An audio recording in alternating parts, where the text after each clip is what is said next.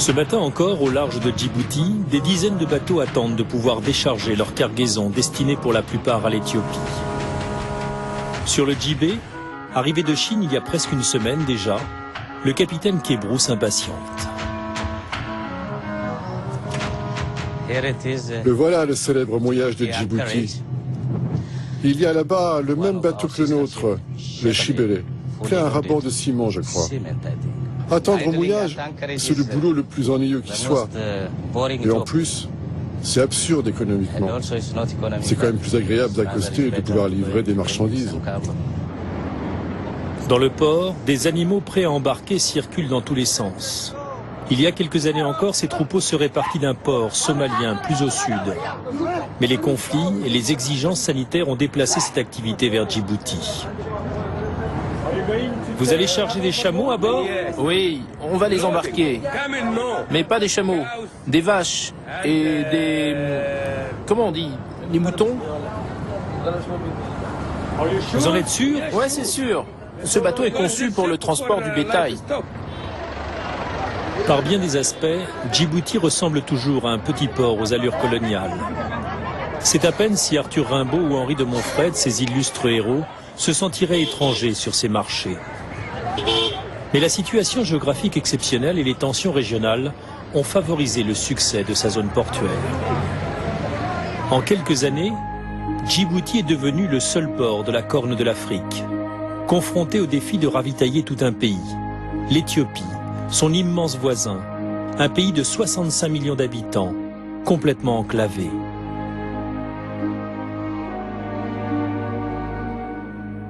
Ce pays, fait de montagnes et de hauts plateaux, ne connaît pas la mer. Au fil des siècles, ses habitants se sont toujours méfiés du danger que représentait la côte, préférant abandonner aux marchands musulmans les rivages de l'Empire, et des ports qui aujourd'hui font cruellement défaut. Sur ces hauteurs, on cultive le café et on vit de l'élevage, les deux grandes sources de revenus du pays. Des produits qu'il faut exporter coûte que coûte. Exporter au mieux pour profiter des cours et des marchés. Dans les villes, c'est la soif de consommation qui pousse à importer chaque jour un peu plus. Les échanges entre l'Éthiopie et le reste du monde ont explosé ces dernières années. Mais comme souvent dans les pays d'Afrique, la prospérité cache bien des misères. Ainsi, le réseau ferré construit par la France au siècle dernier a rendu l'âme. Du coup, l'approvisionnement du pays se fait entièrement par la route. Alors, à Addis Abeba, chacun observe les constructions en ville et surveille les magasins comme pour savoir si les bateaux déchargent, si la voie est libre. Car ici, quand le ciment vient à manquer, les chantiers s'arrêtent et la route est coupée. C'est la paralysie. La santé économique du pays se joue tous les jours, à 800 km de là, à Djibouti. Il est 8 heures du matin et des centaines de dockers vont bientôt prendre la relève des équipes de nuit. Pas un quai de libre, pas une grue à l'arrêt. Sur le quai numéro 6, le corral décharge du ciment pakistanais, le précieux ciment qu'attendent avec impatience les chantiers d'Addis Abeba. En passerelle, le capitaine Oltea vérifie régulièrement le nombre de camions qui continuent à charger. J'étais déjà là en janvier, mais en même temps que moi, à quai, il y avait d'autres bateaux qui livraient de l'aide alimentaire américaine, des céréales, du blé et d'autres aliments. Or, ces bateaux sont toujours prioritaires. Les camions vont d'abord vers eux. C'est la raison principale lorsqu'il y a pénurie de camions. Aujourd'hui, c'est vrai, j'ai de la chance. Nous avons même établi un record, le record du port avec 3200 tonnes déchargées en une journée. Ça n'était jamais arrivé. C'est grâce à la vague de camions qui, cette fois, a dépassé toutes nos espérances. Transporter de l'aide alimentaire rapporte plus que les matériaux de construction. Les camionneurs préfèrent le blé américain au ciment pakistanais, et tant pis pour les clients éthiopiens. Un peu plus loin, l'embarquement du bétail se poursuit. Parfois, sous le regard des patrouilles américaines. Tout doit aller vite. La température dépasse les 30 degrés. Il arrive qu'on s'énerve. Une mauvaise nouvelle peut tout compliquer.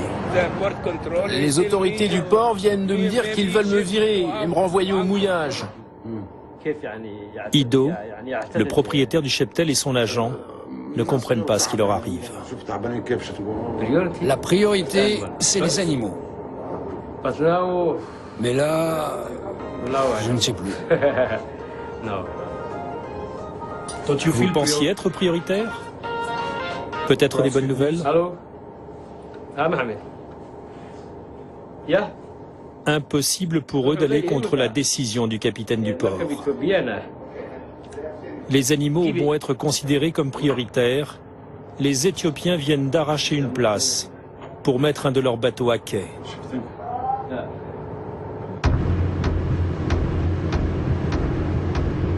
C'est le JB qui va en bénéficier après 7 jours d'attente.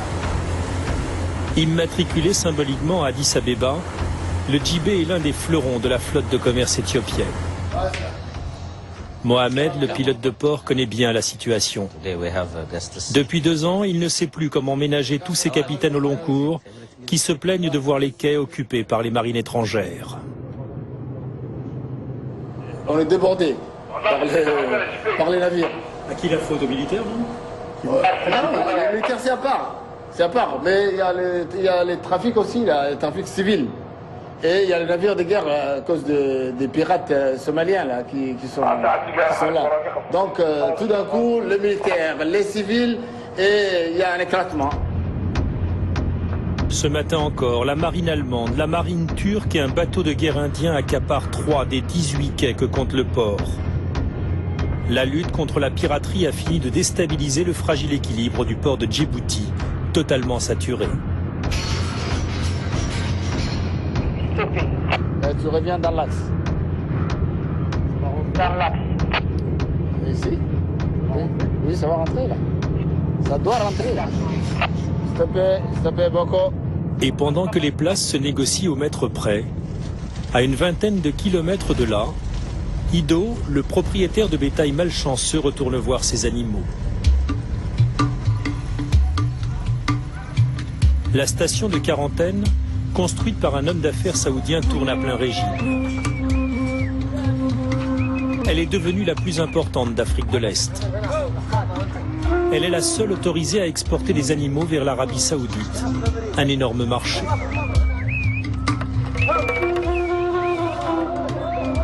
Ces bêtes viennent pour moitié d'Éthiopie, pour moitié de Somalie.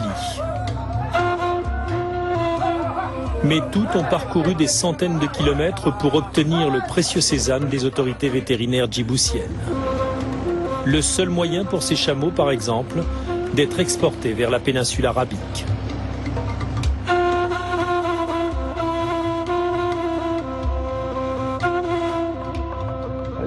Pour nous, ce serait très intéressant s'ils construisaient un nouveau port exclusivement réservé au bétail. L'Arabie saoudite et l'Égypte sont des marchés qui continuent de se développer. Mais il y a aussi des marchés nouveaux qui s'ouvrent, comme la Jordanie ou la Syrie. Il y a plein de possibilités à partir de Djibouti.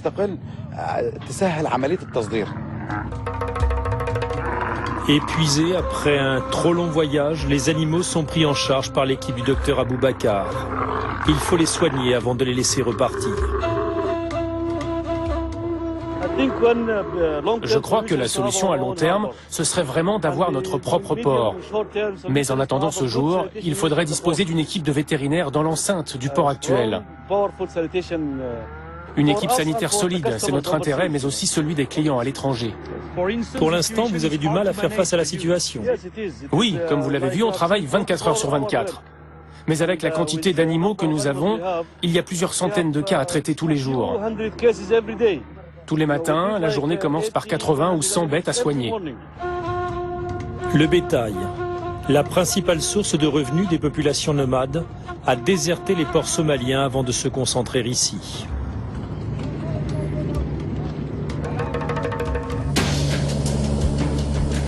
Il existe pourtant une alternative qui permettrait aux Éthiopiens d'échapper à cet engorgement et à l'insupportable dépendance. Un port à 200 km de Djibouti à vol d'oiseau, le port de Berbera au Somaliland. Berbera est relié à l'Éthiopie par cette vieille route. Mais malheureusement, ce ruban de bitume fatigué est incapable de supporter des camions de 40 tonnes chargés de ciment. D'allure plutôt tranquille, le Somaliland voudrait bien aider au désenclavement de l'Éthiopie et en profiter pour développer son économie. Ce petit pays autoproclamé a fait sécession de la Somalie en 1991, mais personne ne l'a reconnu depuis. Avec son système bancaire embryonnaire et sa monnaie très dévaluée qui se négocie au poids, les affaires sont difficiles.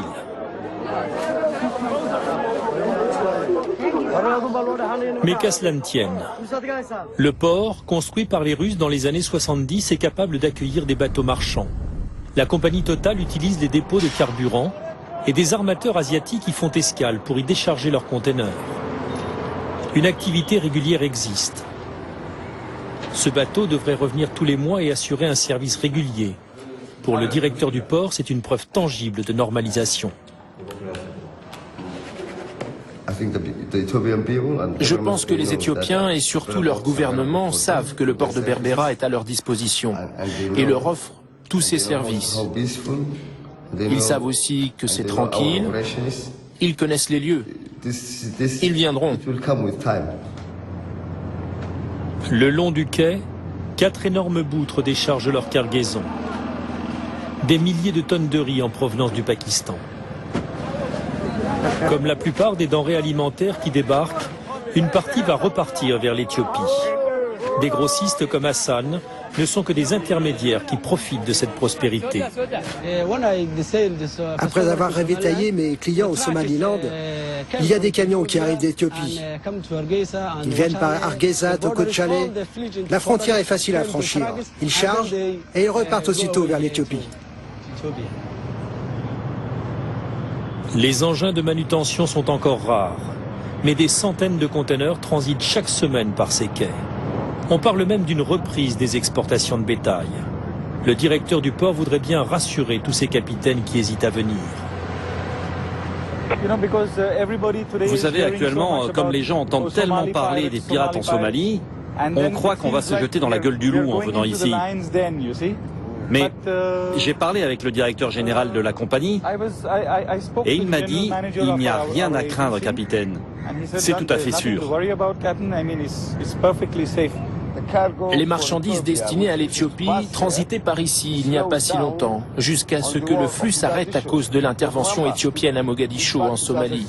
Souvenez-vous, c'était en 2006 et 2007. Donc vous êtes prêts? Oui, dès que la guerre se terminera, les affaires vont reprendre. À Djibouti, il est presque minuit et le déchargement du corral se termine.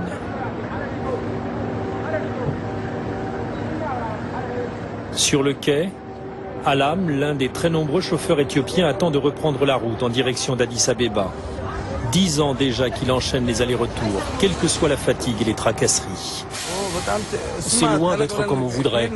On aimerait bien que ça s'améliore, que ce soit mieux organisé. Ils nous imposent beaucoup de bureaucratie, ce n'est pas la bonne façon de faire. Moi, ce que je voudrais, c'est que ce soit plus efficace. Toute cette paperasse, c'est épuisant. Sur les aires de repos géantes où les chauffeurs se regroupent, c'est enfin la distribution des documents de douane. Les agents maritimes viennent de passer la nuit à régler les formalités pour qu'au petit matin, des centaines de camions reprennent la route. Si tout va bien, Alam sera de retour chez lui dans 48 heures.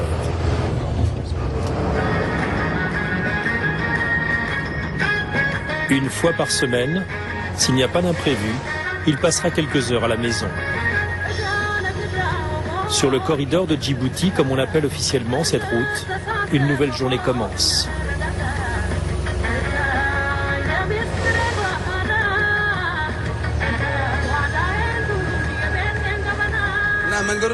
Comme vous pouvez le voir, c'est plein de trous sur la route. On aimerait bien qu'ils fassent quelque chose pour nous. S'ils refont la route, ça fera au moins du boulot pour les gens. La communauté européenne vient de financer la reprise d'un premier tronçon sur plus de 20 km. Des mois d'enfer pour ces routiers.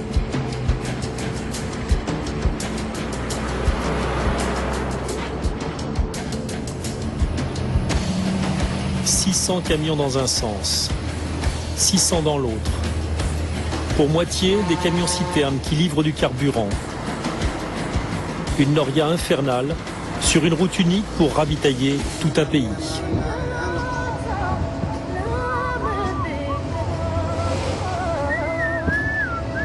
Cette fois, tout a l'air de bien se passer. Pas même un petit bouchon au poste frontière. Et voilà Alam, de retour chez lui au petit matin. Un petit coup de fil à sa femme pour la rassurer, mais priorité à la livraison. Tout autour de la capitale, les chantiers avancent au ralenti. Sa précieuse cargaison, c'est un peu d'oxygène, une bouffée d'air frais pour l'économie. Après des années de repli, l'Éthiopie rêve de